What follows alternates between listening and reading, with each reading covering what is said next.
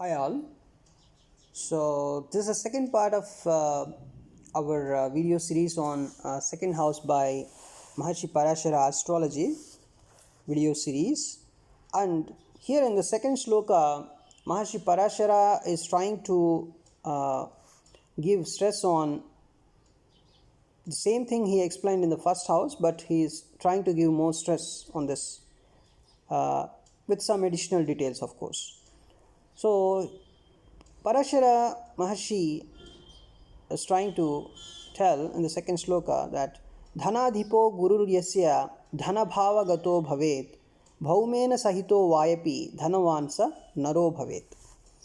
Means, see, if a person's horoscope, if Jupiter is considered as one of the auspicious planets in the whole Vedic astrology, and he is the biggest planet in our solar system, and he is also treated as giver of wealth. He is very auspicious, very good, right?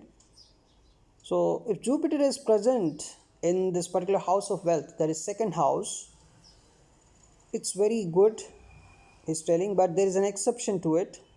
The reference is given in Chamatkara Chintamani and also Bhava Kutuhala, right? So I will explain you that reference as well now.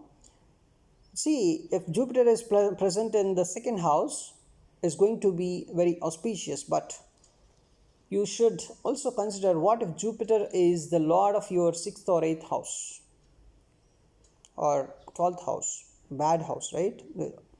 So we cannot completely consider this one. And also is telling Bhaumena Sahito.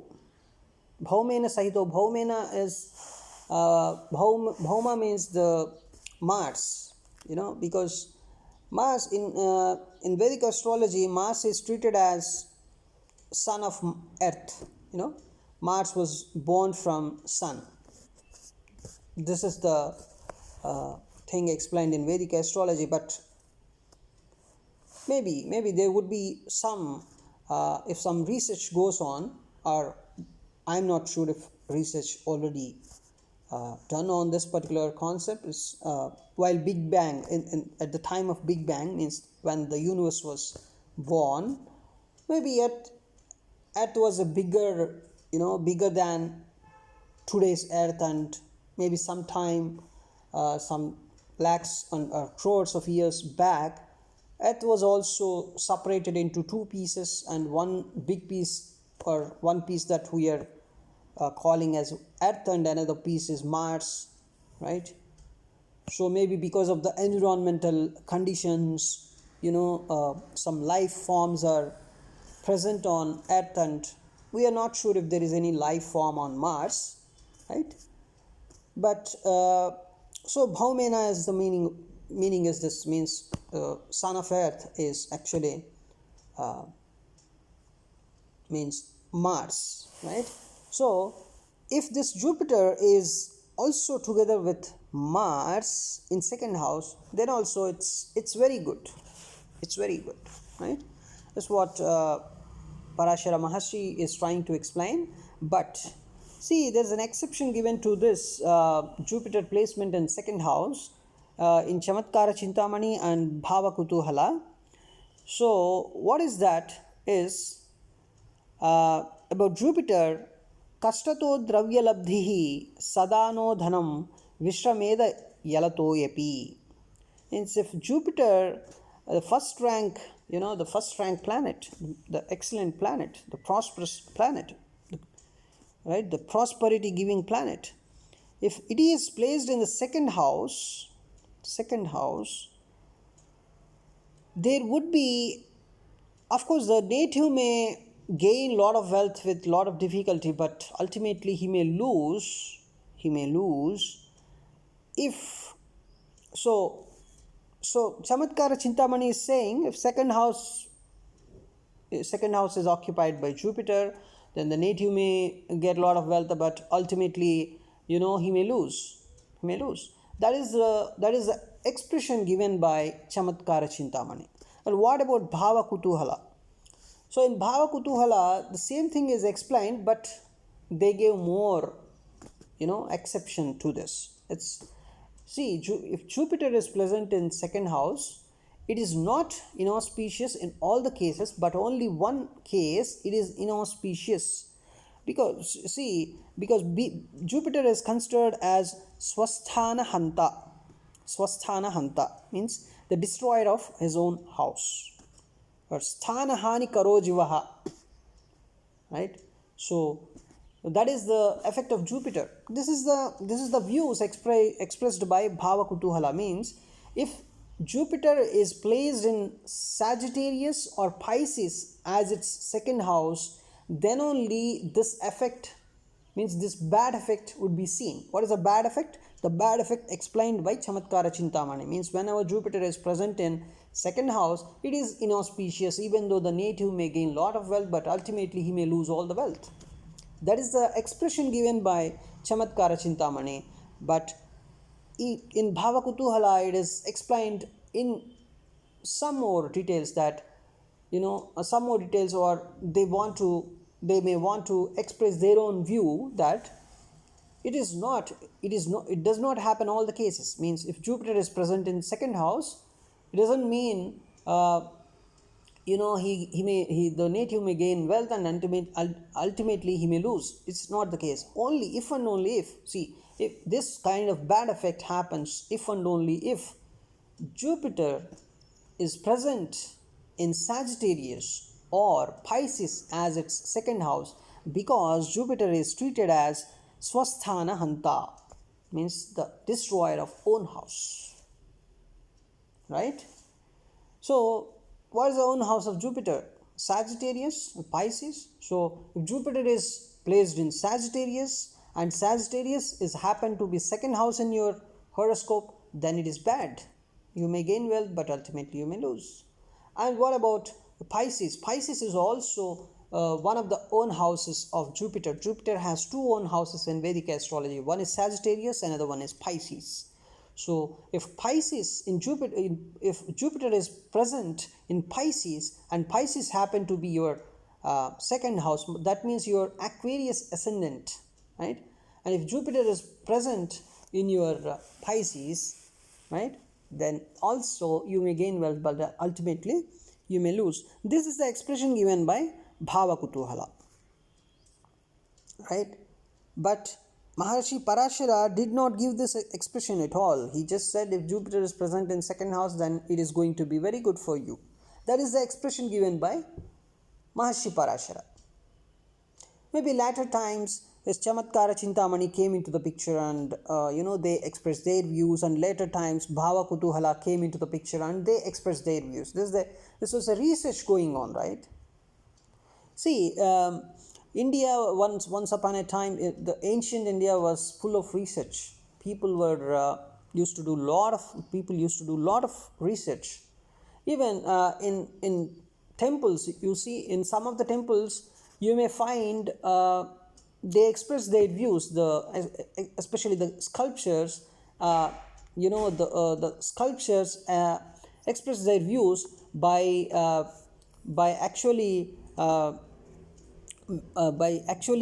constructing the earth. Means in the temple, they used to make an impression of earth as a ball like picture. Means they used to tell earth was round, right, completely round. But in another temple, if you observe in some temples in Odisha or somewhere nearer to West Bengal, they express their views as earth as an elliptical ball kind of shape. So in some of the temples, you may find earth as a flat plate. So there were different views expressed by different people in the research fields, right? But ultimately one of them would be true, right? And you can observe the elliptical concept came to be true now, right? So there are different concepts, and And yes, as said by Maharshi Parashara, if Jupiter is present in your second house, then it is very auspicious, he is saying. And Chamatkara Chintamani is saying, if Jupiter is present in second house, even though the person may gain a lot of wealth, but ultimately he may lose. And Bhava Kutuhala is trying to explain, so if Jupiter is present in the second house as Sagittarius or Pisces, then only the person may gain a lot of wealth and may lose it. In other cases, right, the person gains wealth and he actually preserve the wealth. It's a good thing only, right? So only for Scorpio ascendant and Aquarius ascendant people, if Jupiter is present in their second house, then it's not a very good thing. That is the expression given by Bhava Kutuhala. So these are the different research ideas, different research stuff given by our astrologers. So and yes, Maharshi Parashara said Jupiter and Mars together present in your second house, it's a good thing. And ultimately, see, there is one fundamental rule. If this particular Jupiter happened to be the lord of your 6th or 8th or 12th, it may not be very benefic, right? Always consider the 6th and 8th and 12th, these three houses are bad houses, and whatever happened with those houses, they are going to be not beneficial, right? Of course, the benefic results are also depends upon your perspective about your life. Some people think the problems and the sorrows, they only teach us a lot of lessons, and finally they only give us what is called as liberation or moksha, right?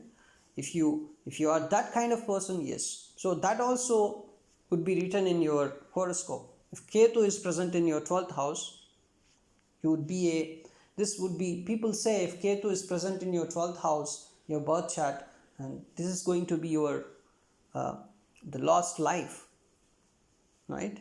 The last birth. Ultimately, you may get liberation.